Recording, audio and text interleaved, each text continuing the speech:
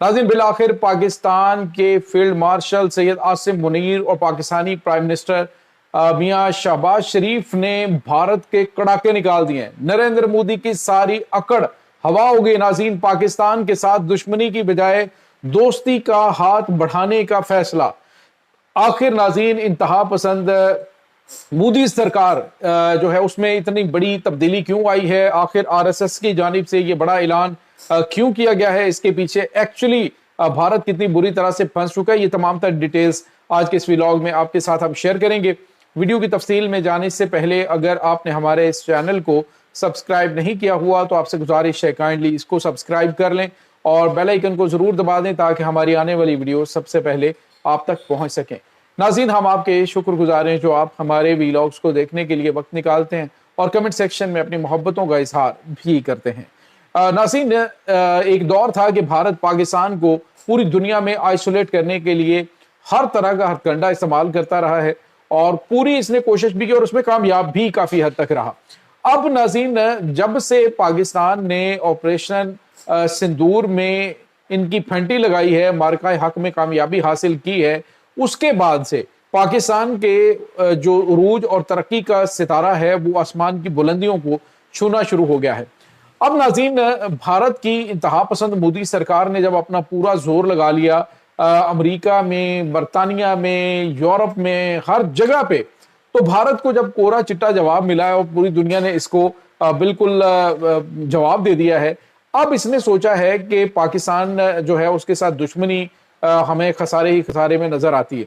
नाज़रीन, अब आरएसएस की जानिब से पहली मर्तबा ऐलान किया गया, उन्होंने कहा है कि पाकिस्तान के साथ दरवाजे बंद नहीं किए जा सकते। पाकिस्तान के साथ दरवाजे बंद करना ये जो है यानी दोस्ती के, अमन के, बातचीत के जो दरवाजे हैं वो पाकिस्तान का साथ बंद करना वो खसारे का सौदा है।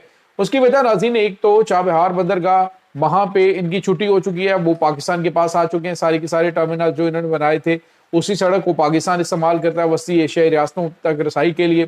दूसरी तरफ नाज़रीन, पाकिस्तान ने चाइना के साथ मिलकर फिर उसके बाद अरब ममालिक जो है उन्होंने इनको शटअप कॉल दिए पाकिस्तान के मामले में, जिसमें कतर है, कुवैत है, सऊदी अरब है और इसके बाद बहरीन है और इसके बाद नाज़रीन अब मिस्र जो है वो भी इस मुआहदे का, तुर्की भी इस मुआहदे का हिस्सा बनने जा रहा है। यानी इसके बाद भारत के पास कोई रत्ती बराबर भी गुंजाइश नहीं कि वो पाकिस्तान के खिलाफ दरअंदाजी कर सके। यानी पाकिस्तान के साथ कुछ जंग छेड़ने का मतलब है कि पूरे का पूरा मुस्लिम ब्लॉक जो है उसको छेड़ देना और फिर उसके साथ इसका जो हाल होगा वो पूरी दुनिया देखेगी। तो भारत को यह अंदाजा हो चुका है कि पाकिस्तान के साथ दुश्मनी खसारा है। आरएसएस की जानिब से ये इतना बड़ा जो टर्न लिया गया अपनी पॉलिसी के अंदर, पहले पाकिस्तान की दुश्मनी और अब कहा जा रहा है कि पाकिस्तान के साथ बातचीत के दरवाजे बंद नहीं किए जा सकते, पाकिस्तान के साथ बातचीत जारी रखी जाए, पाकिस्तान के साथ मसाइल का हल निकाला जाए, क्योंकि पाकिस्तान के साथ मामलात खराब रख के भारत तरक्की नहीं कर सकता। नाज़रीन, यहाँ पे आपको ये बताते चलें, इस वक्त अरब ममालिक में आ जाके जो यूएई है उसके साथ इनके ताल्लुकात हैं। अब जो दीगर ममालिक हैं उनके साथ वो बिल्कुल इनको पाकिस्तान के बारे में वाज़ेह तौर पे अपनी रेड लाइन बता चुके हैं कि पाकिस्तान के हवाले से कोई कंप्रोमाइज नहीं किया जाएगा। तो जब ये तमाम ममालिक इस मजबूत ब्लॉक का हिस्सा बन जाएंगे तो भारत पाकिस्तान की दुश्मनी का ना तो चूरन बेच सकेगा, ना ही पाकिस्तान के साथ कोई दरअंदाजी कर सकेगा। आ जाके बांग्लादेश है, बांग्लादेश भी इस अहम इत्तेहाद का हिस्सा बनने के लिए अपनी रजामंदी जाहिर कर चुका है।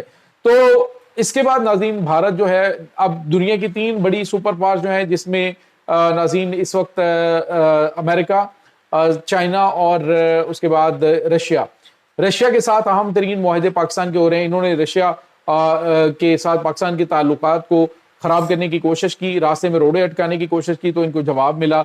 चाइना से इनको जवाब मिला, अमेरिका से इनको जवाब मिला, यूरोपीय ममालिक से इनको जवाब मिला।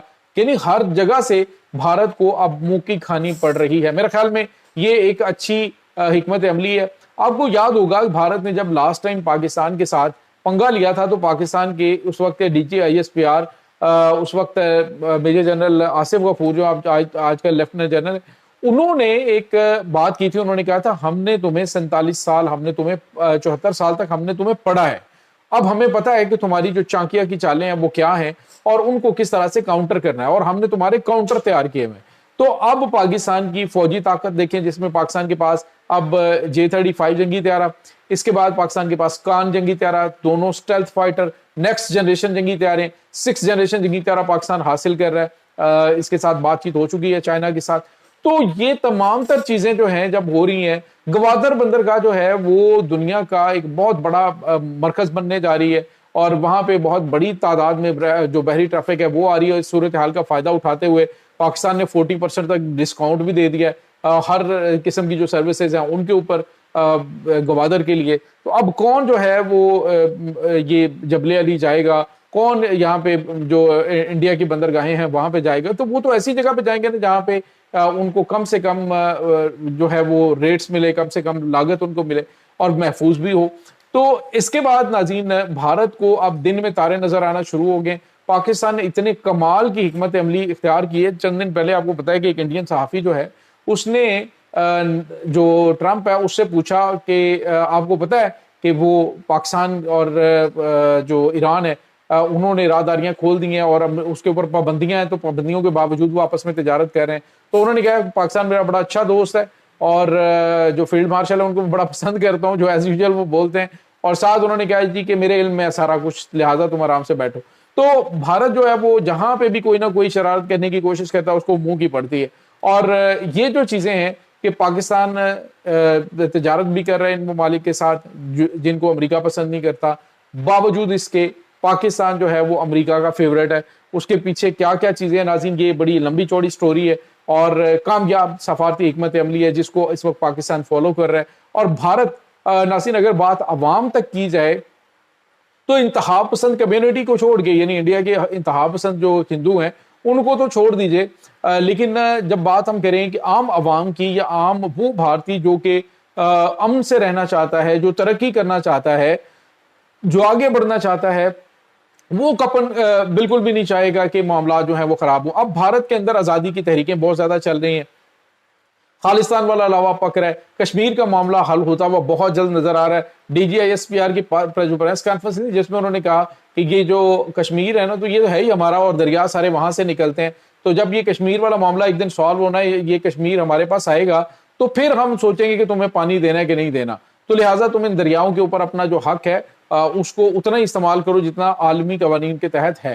تو کہنے کا مطلب یہ ہے کہ پاکستان نے ان کو جو چھوٹا چھوٹا سا کلو دیا ہے اس کے بعد ان کے جو ہے وہ ہوش اڑ چکے ہیں۔ اب انہوں نے دیکھا کہ پاکستان کے ساتھ دوستی کا ہاتھ نہیں بڑھایا تو یہاں پہ کوئی بھی معاملہ خراب ہوتا ہے اور پاکستان اس کو سپورٹ کرتا ہے، انڈیا کے اندر جو آزادی کی تحریکیں چل رہی ہیں جیسے 7 سسٹر ریاستیں، یہ ان کو جنگ کی صورت میں کھونی پڑیں گی، ہاتھ سے یہ نکلتی ہوئی دکھائی دے رہی ہیں۔ تو اب یہ چاہتے ہیں کہ یہ پاکستان کے ساتھ جو ہے وہ تعلقات کو بہتر کریں، اور یہی ان کے فائدے میں ہے، اور یہی ڈیفینیٹلی ناظرین پورے خطے کے فائدے میں۔ اگر یہ دوستی کا ہاتھ بڑھاتے ہیں تو پاکستان 2 دفعہ بڑھائے گا، کیونکہ پاکستان تو نہیں چاہتا کہ خطے کے اندر کشیدگی ہو، پاکستان تو چاہتا ہے کہ دونوں ممالک جو ہیں وہ خوشحالی کے ساتھ رہیں، دونوں ممالک کے عوام جو ہیں وہ خوشحال ہوں، ترقی کریں، امن سے رہیں۔ لیکن جو انتہا پسند ہندو ہیں ان کی سوچ جو ہے وہ جتنی گھٹیا ہے، یا جس طرح سے وہ سوچتے ہیں کہ لڑائی کرو، جھگڑا کرو، مارو دھاڑو، وہاں پہ بھی مسلمان ان کے ہاتھوں محفوظ نہیں ہے۔ تو رہی بات پاکستان کے حوالے سے، تو اب ان کی پالیسی کے اندر یہ بہت بڑا شفٹ ہے، دیکھتے ہیں اس کا رزلٹ کیا نکلتا ہے۔ بہرحال یہ ایک اچھی خبر ہے اس حوالے سے کہ مودی جو ہے اس کی اکڑ ساری نکل چکی ہے۔ یہ ناظرین اس وقت تازہ ترین اپڈیٹس ہیں اس تمام صورتحال کے بارے میں، آپ کا کیا کہنا ہے؟